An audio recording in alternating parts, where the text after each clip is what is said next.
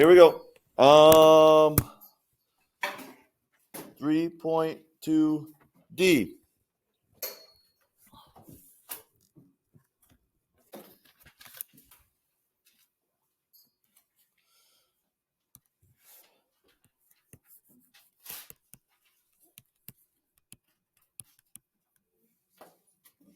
Okay, we're going to have a big rule or big rules for solving trig identities.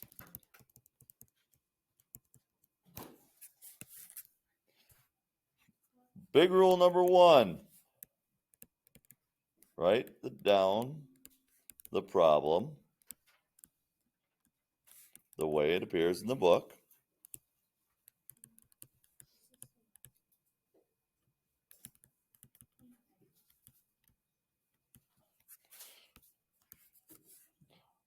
Write down the problem the way it appears in the book. Number two, change only the left side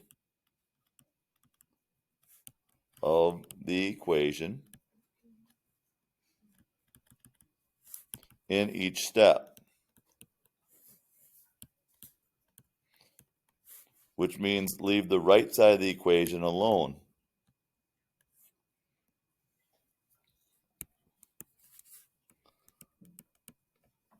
Solve vertically, leaving equal signs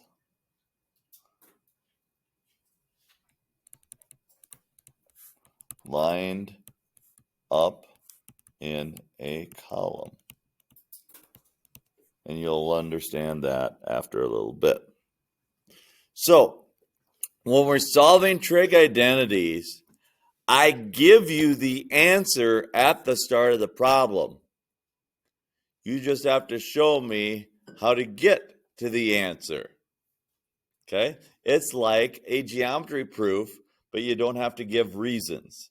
You just have to give each and every step. Okay? So let's take a very basic one here. Let's say we have the cosine of x times the tangent of x equals the sine of x.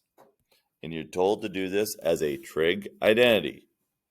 Well, this is step number one. That's how it appears in the book. Then, what we'll do is we'll change tangent to what? Sine of x over cosine of x equals sine of x.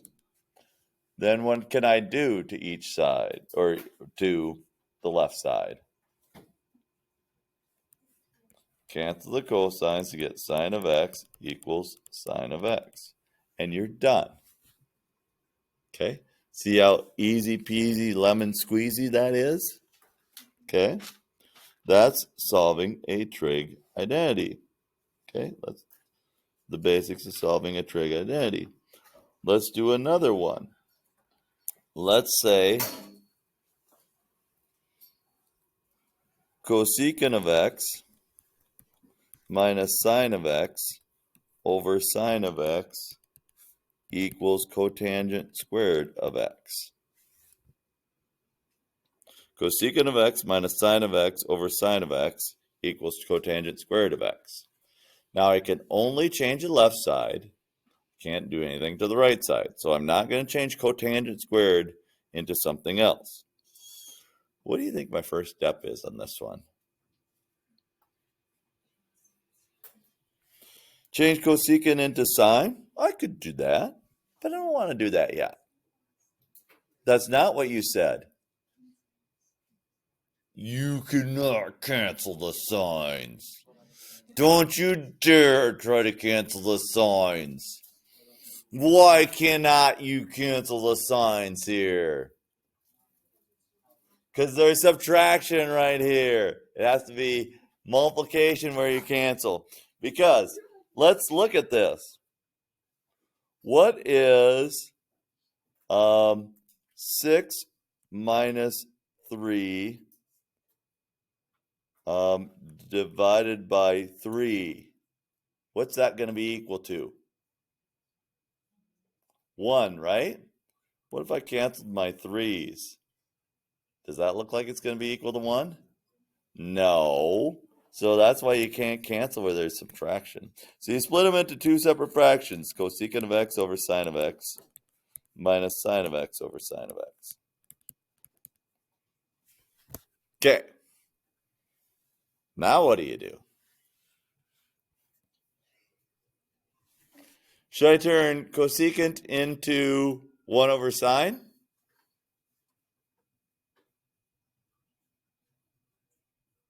You can if you want to. Since nobody's arguing, I guess that's what I'll do. 1 over sine of x over sine of x minus, what's sine of x divided by sine of x? 1. Whoops. I broke a big rule. You have to write down the right-hand side every step, or else I take points off. Yes, Mr. Bierschbach's really ridiculously mean with this. Okay? All right. Now what? I've got a complex fraction. Shoot dang, how do I get rid of a complex fraction? Multiply by the denominator, but I can't. The denominator really is 1. So I'm going to multiply by 1 over sine of x to get rid of my denominator on both the numerator and denominator. So I get 1 over sine squared of x equals, or minus 1, equals cotangent squared of x. Ooh. Now, I tell you put everything into terms of sines and cosines, but here, all of a sudden, we're going to like change directions. Do the opposite of that. What's 1 over sine squared of x equal to? Cosecant squared of x, right? And what's cosecant squared of x minus 1 equal to? Using our trig identities, Pythagorean identities, it's cotangent squared of x. Once the sides match, you're done. That's how to do trig identities. You work until the sides match, and then you are done.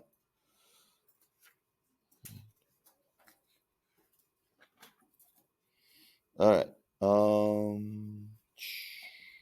Let's do one more. Let's say we have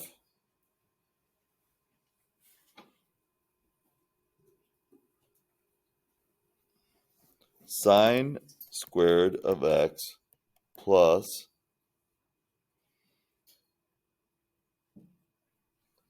not sine squared of x, sine of x. Sine of x plus secant squared of x sine cubed of x equals secant squared of x sine of x. Look at that. How in the heck is that going to be equal to that?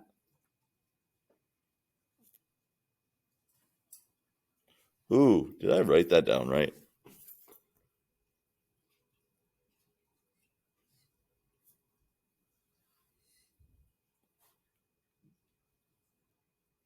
I hope so.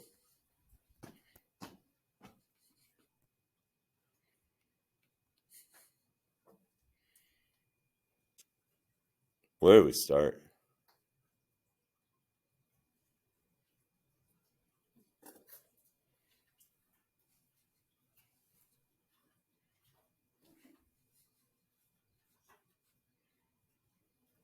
I got nothing out of nobody.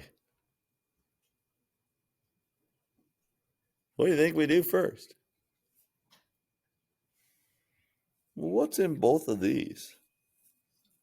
Sine of x. So let's take out a sine of x. And we get 1 plus secant squared of x sine squared of x.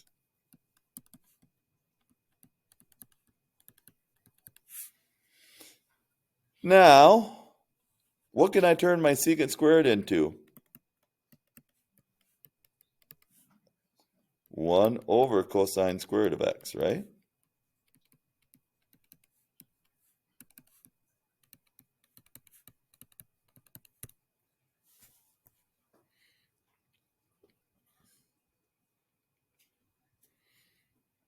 Now what do I have?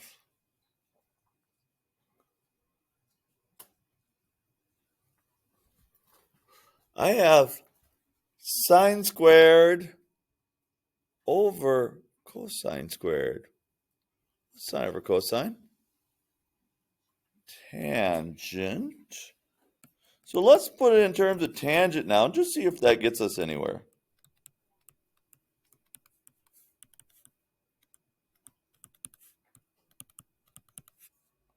What's 1 plus tangent squared? Any Pythagorean identity to help us out there? Oh.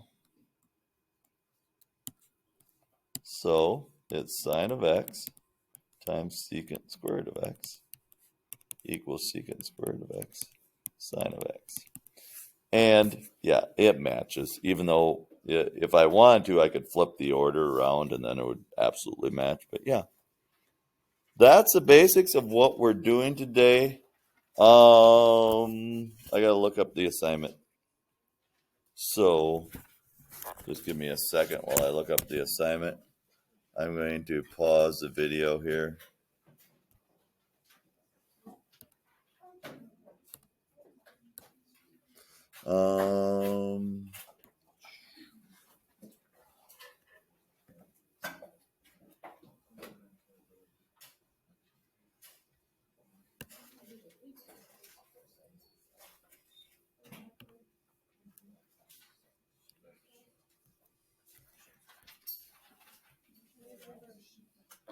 Okay, so I guess your assignment is 37 through 43 all.